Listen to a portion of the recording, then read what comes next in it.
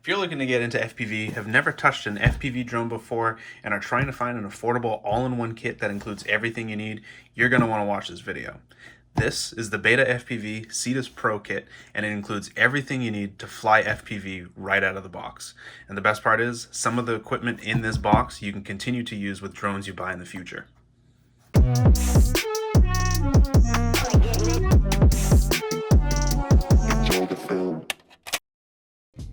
So this kit currently is running for $230, I think. Like I said, it comes with a controller, goggles, drone, batteries, charger, everything you need to fly FPV. So let's open this up and see what we got inside. It comes in this nice carrying case, so when you're out on the field, you have something to at least carry it in. A lot of times you'll buy a drone and it'll just come in a box and you gotta figure out how you're gonna carry it around, so this makes it nice and easy. So when you open it up, everything's nice and organized. You have these straps that kind of hold everything in place. Over on this side, we have the goggles and the transmitter. And then on this side, we have the drone and then a little accessories pack that has batteries and other things in it. So let's take a look at the goggles first. These are the BetaFPV VR02 goggles. These have a built-in battery, so you're not gonna have to worry about a cable coming off the side and going into your pocket and worrying where the battery goes for those. This is just built in, so you charge it via the USB-C port over on this side, and then this switch right here turns it on, and then this is how you change channels. These goggles don't have a built-in DVR, so you won't be able to record your flights, but with goggles like this, you'll be able to use this with any future analog FPV drone that you get. So let's take a look at the radio that comes with this. This is the BetaFPV Light Radio 2 SE. Comes with some nice gimbal protectors on here, so when you're packing it up, you're not gonna have to worry about ruining the gimbals. And that's actually another part of this controller that I really like. Some controllers and some kits that you get come with a cheap controller that don't actually have gimbals on it, so it feels a lot cheaper. It almost feels like a video game controller, whereas this has actual gimbals on it, and it feels really nice. On the top here, you have a bunch of switches. These are what you use to arm the drone and to change into different modes. Another nice thing about this controller is that it has a built-in battery. So some of the controllers that you get will actually have a LiPo battery or some other type of battery in this compartment right here. This just has a built-in one. I'm not really sure what this cover is meant for, but it's there. You don't have to worry about it. To charge this, you have a USB-C down the bottom. So this and the goggles both have just built-in batteries that you charge via a USB-C port, so that's nice. And then underneath both of those things, we have a couple manuals here that just kind of tell us about the different modes that we have available on the drone and basically just how to get it going. There's not much you have to do to get it going because it is a ready-to-fly kit, so everything's pretty much just ready to go. So now, let's take a look at the drone. So here's the drone. Fits in the palm of my hand, very light. Nice little plastic case to protect the propellers and protect everything that's in there. BetaFPV uses their own battery lead. I'm not sure the name of this, but the batteries that you use on this drone have to be BetaFPV batteries unless you have an adapter for this. Underneath you can see we have an all-in-one board here. All of these motors plug directly into the flight controller. So if you burn out one of these motors, you're not gonna have to do any soldering to put a new motor on there. You can literally just take the plug, unplug it, take your new motor, screw it on, and then plug it right back into the board, and you're good to go. Another nice thing about this flight controller is it doesn't have any USB port on it. So you don't have to connect this to Betaflight to do any tuning or any setup. But I think the real thing on this drone that sets this drone apart from other drones in its class is this sensor right here. This sensor is what the drone uses for its altitude hold function. So when you're flying above the ground, within 3 feet of the ground, that sensor can tell the flight controller where to stay. And that's a very useful function for beginners. This is a sensor that you can turn off depending on which mode you're in. So if you're in acro mode or one of the more advanced modes, it will disregard the sensor information and you'll be able to fly this like a normal drone. The motors that come on this drone are BetaFPV, obviously, 1102 1800 kV motors. So we should be able to get some good power out of these motors for a drone this small and this light. So now that we got these three out of the way, let's take a look at what's in this bag, and then we'll get some batteries charged and we'll take it out for a little flight test.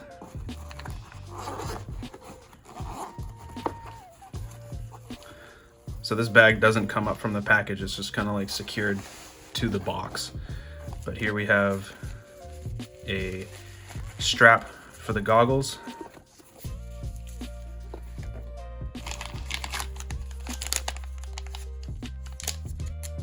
Looks like we have some props. Oh. So even though this flight controller doesn't have a USB port on it, it actually comes with this little adapter right here. And this plugs into this right here. I'm assuming like that. But if you look right there, there's a little tiny plug that plugs into those. And then you can connect it to a computer if you need to. So then it has a USB-C port. So you can connect it to Betaflight. You don't have to, but you can. Now it looks like we got a bunch of extra props in here. I think this is a prop removal tool. This is very useful, especially for little tiny drones like this, because getting these props on and off can be very difficult. So props to BetaFPV for putting this in there. Pun intended. We have a USB cable to charge the goggles, charge the controller, and connect the drone to the computer if we have to.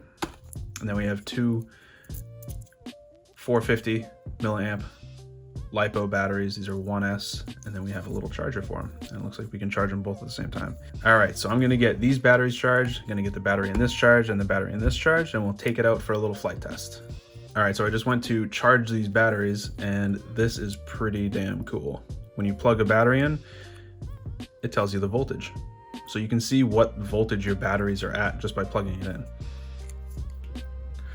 All right, so we got all our batteries charged. Goggles, controller, and the two drone batteries are all charged up, ready to go. Pretty much ready to go fly. There's only one more thing you gotta do, and that's make sure that your goggles and your drone are bound up. So to do that, let's plug in the drone first. So now this is emitting its video signal. So when you turn these on, it probably won't be bound up. If it is, you'll see a video image in here when you turn the goggles on. So turn that on. And as you can see, I see static. So to set the correct channel, you want to hit the S button once. That's going to pull up a little menu where you see all the different channels, and then click it again, but hold it. And it's going to scan all the channels. But as you can see, it's actually automatically selected A1. So that's the channel I'm going to go with. And to select it, all you do is hit S, and now it should automatically connect to the drone. And as you can see, it's all connected. Obviously, to turn your radio on, you just hold the power button. Hear a little jingle and it'll start up. Plug the battery in. And once that light stops flashing, it's bound up to the controller. So this one right here controls arm. So when I flip this, the motors are going to start spinning.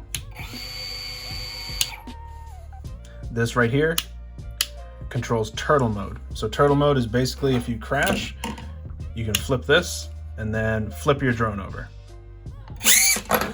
You want to make sure that if you are using this function, you're quick, because otherwise you can burn out your ESC if you're just sitting there kind of holding it like that. So just be quick, give it some quick flips, and it should flip it right over. So these two switches right here control the mode and the speed. This one right here controls the mode, this one controls the speed. So when this is all the way down like this is in normal mode. So basically, this is the only mode that utilizes the sensor right here. So it's going to try and stay 3 feet above whatever's underneath it. When you have this go up one, now you're in sport mode. I would call this angle mode because the drone can't go over a certain angle, pitch, left, right, back. It goes to a certain point and then it flips back. When this is all the way up, that is acro mode. So that's the mode that you can do flips, and you can do, it's full manual mode pretty much at that point. So if you're just starting out, I'd probably keep this on normal or sport. And then this just controls the speed. So down is slow, middle is medium speed, and then all the way up is fast. So let's go test this thing out. I'm gonna start in normal mode, and I'm gonna do this indoors because you can't really do this with a lot of wind. So I'm gonna try this out in my living room, and we'll just see how it performs, and then we'll take it outside and do a couple tests in sport mode and manual mode, and I'll probably have that in medium or fast. You'll be able to see on the screen down the very bottom what mode I'm in and what speed I'm at. All right, so I want to test out the altitude hold function, so I'm going to just use this coaster that we have on the ground just so that it has hopefully something to go off of. I think it'll have a tough time kind of recognizing my rug, so we'll have it launch from that and we'll see how it does with the altitude hold. I'm just going to fly this line of sight.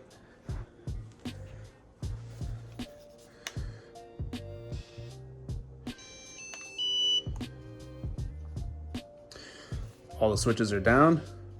So we're in slow, normal mode. So this is the mode that uses the sensor, and we'll arm it and see how it does.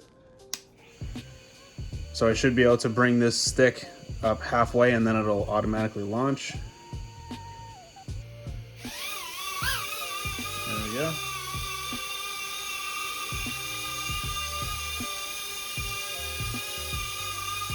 So I'm not controlling it at all right now. And it's kind of staying over that coaster area, which is pretty cool.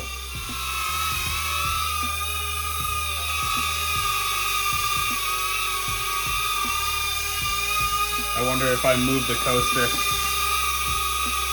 it'll know where it is. Oh, yeah.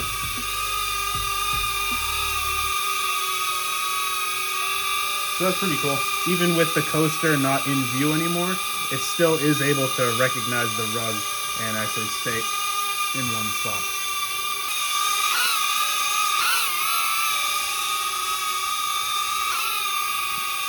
That's pretty cool.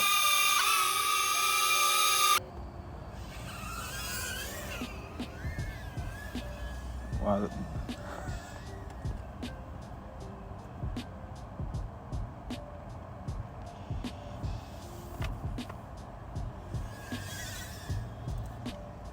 It's got a lot of wobble.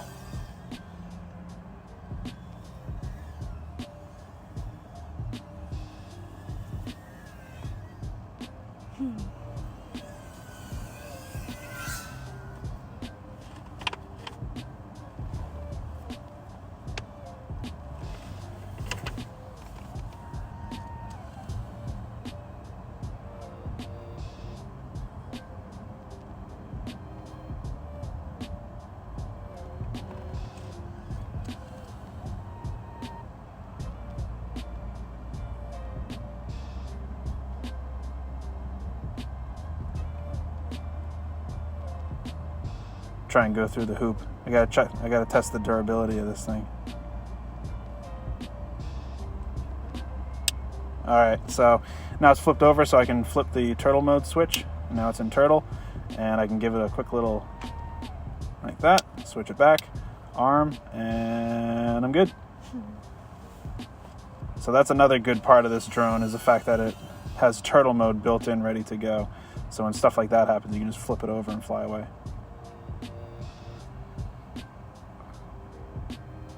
Getting a little bit of breakup around this. It's probably just the metal pole.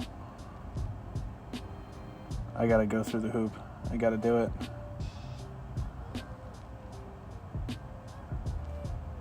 Whoa! Almost. Whoa, getting some breakup. I'm getting low voltage. Try one last time. Nope. No dice. So, whoa, what the fuck? It just disarmed and fell. That's kind of weird.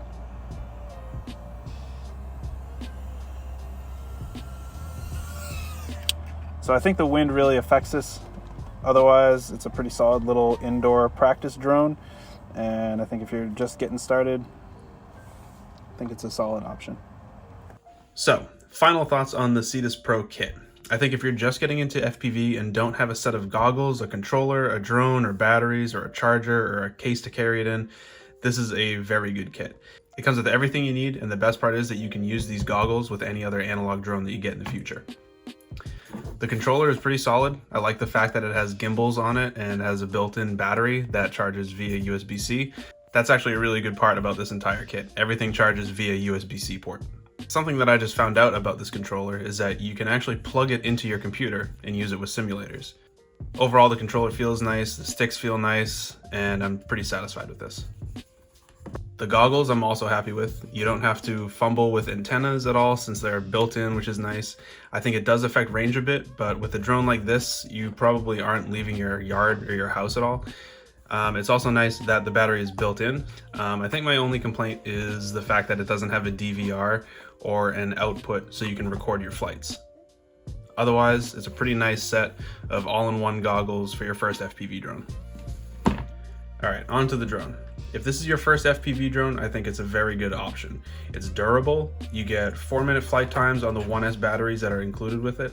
It has the built-in sensor to help with beginner flyers, and you're able to perform some light acrobatic moves when it's in manual mode. Some complaints that I have with the drone: I personally don't like that the camera is fixed.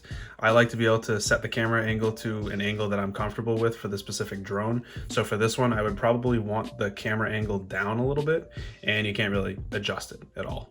Another complaint is outdoor flight. When I was flying outside, as you probably saw in the flight footage, very light wind was affecting the drone more than I anticipated. If I were to continue flying this drone outside, I would probably have to play with the tune. I'd have to connect the little USB-C port back here and just kind of play with the tune in beta flight so that I could get better flight performance outside. I think if you are just planning on flying this drone indoors, the tune that's on it already is good to go. My last complaint is with the sensor. It could have just been the fact that I'm not used to having a sensor on an FPV drone, but it really threw me off when trying to fly indoors. Depending on what's underneath the drone, it can have a hard time sensing the ground and staying in one spot, which is what the sensor is supposed to do. There were also a couple times where the drone couldn't sense the ground at all and it just flew up to the ceiling. So I'm not controlling it at all right now. Oh. So to me, it felt like the sensor was causing more problems than anything, but for a beginner, I think it could be a very useful feature.